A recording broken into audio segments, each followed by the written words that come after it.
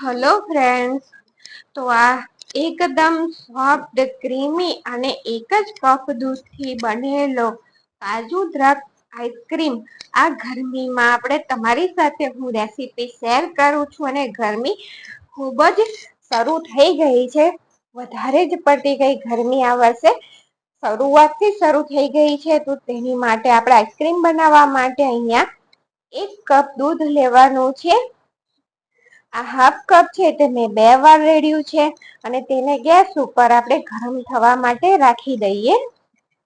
અને અહીંયા મેં 1/4 કપ કાજુને પલાળીને રાખ્યા હતા.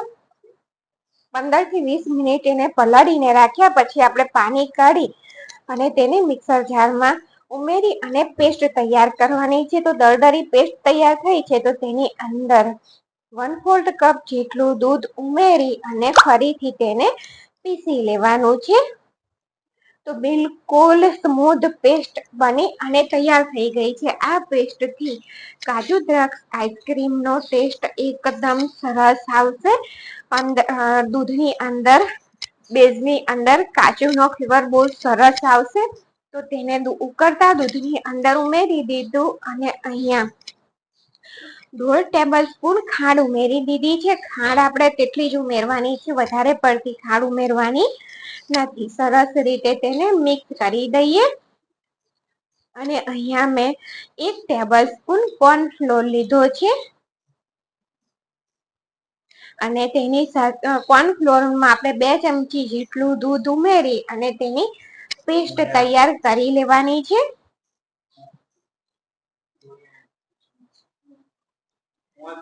આ રીતે ઓગાળી અને તેની પેસ્ટ સરસ રીતે તૈયાર કરવાની. અને આ બાજુ દૂધ પણ સરસ ઉકળી ગયું છે ને ખાંડ પણ મેલ્ટ થઈ ગઈ છે. તો હવે આ કોર્નફ્લોર વાળું મિશ્રણ દૂધની અંદર એડ કરી દેવાનું છે. એડ કરી અને આપણે તેને અડધી મિનિટ માટે જ ચલાવી લેવાનું છે. અને ગેસની ફ્લેમ ત્યાર પછી આપણે બંધ કરી દેવાની છે. ગરમ દૂધ છે એટલે તે સરસ રીતે કૂક થઈ જશે અને દૂધની પણ થિકનેસ આવી જશે. તેટલા માટે પછી અડધી મિનિટ પછી આપણે ગેસ બંધ કરી દેવાનો અને ઠંડુ થવા માટે તેને રાખી દેવાનું છે. જો તો આ રીતની થિકનેસ હોવી જોઈએ.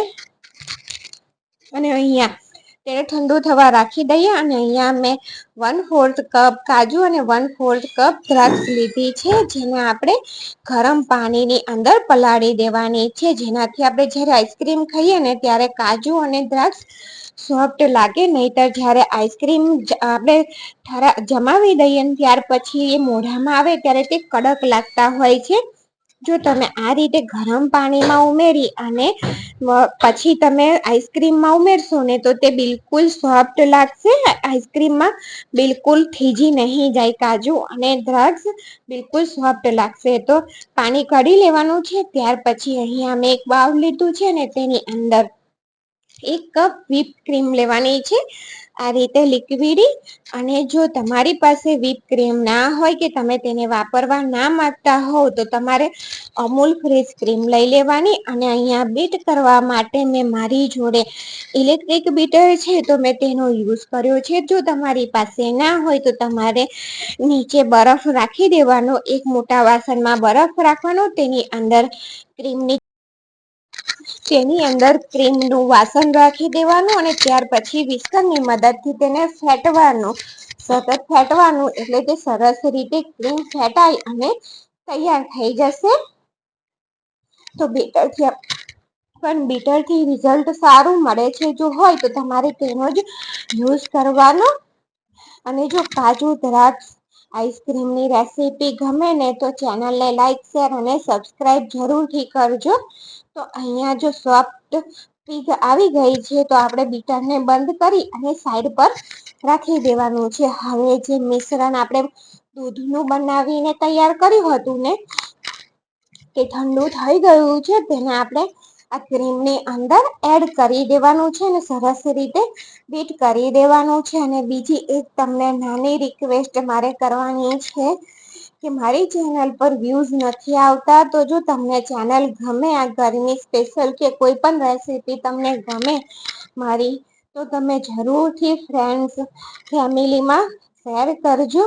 તો જો આ રીતનું પીક આવી ગયું છે તો આ સમયે હવે આપણે બીટરને બંધ કરી દઈ અને આઈસ્ક્રીમને ઠરવા માટે રાખવાનો છે. જો તમે હાથ વિસ્કરથી કરતા હોવ ને તો તમારે આ સમયે તેને ફ્રીજની અંદર મૂકી અને સેમી સેટ કરી લેવાનો છે. ત્યાર પછી તેને ફરીથી તમારે હેન્ડ વિસ્કરથી વિસ્ક કરી લેવાનું. ત્યાર પછી તેની અંદર કાજુ અને દ્રાક્ષ ઉમેરવાના. થોડા કાજુ અને થોડા દ્રાક્ષ જે આપણે પલાળીને રાખ્યા હતા ને આગળ તે ઉમેરી દેવાના. સરસ રીતે મિક્સ કરી દઈએ અને થોડા કાજુ અને દ્રાક્ષને મેં રહેવા દીધા છે, જેને આપણે ઉપર ગાર્નિશ કરીશું. અને સેટ કરવા માટે મેં અહીંયા ધાતુનો એલ્યુમિનિયમનો જે ડબ્બો હોય ને એ લીધો છે.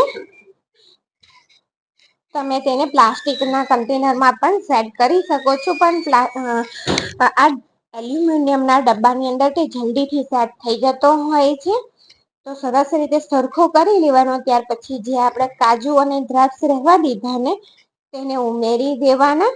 કાજુ અને દ્રાક્ષનો આઈસ્ક્રીમ બની અને તૈયાર થઈ ગયો છે ને બિલકુલ ઓછા ખર્ચમાં ઘરના બધા સભ્યો પેટ ભરીને ખાઈને કેટલો આઈસ્ક્રીમ બનીને તૈયાર થયો છે. તો આ ગરમીમાં તમે જરૂરથી આ રેસીપી ટ્રાય કરજો.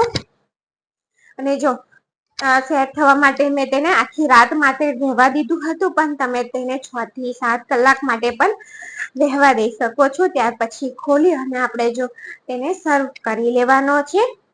બિલકુલ સસ્તો અને આપણી આંખે દેખેલો ચોખ્ખો આઈસ્ક્રીમ બની અને તૈયાર થઈ ગયો છે.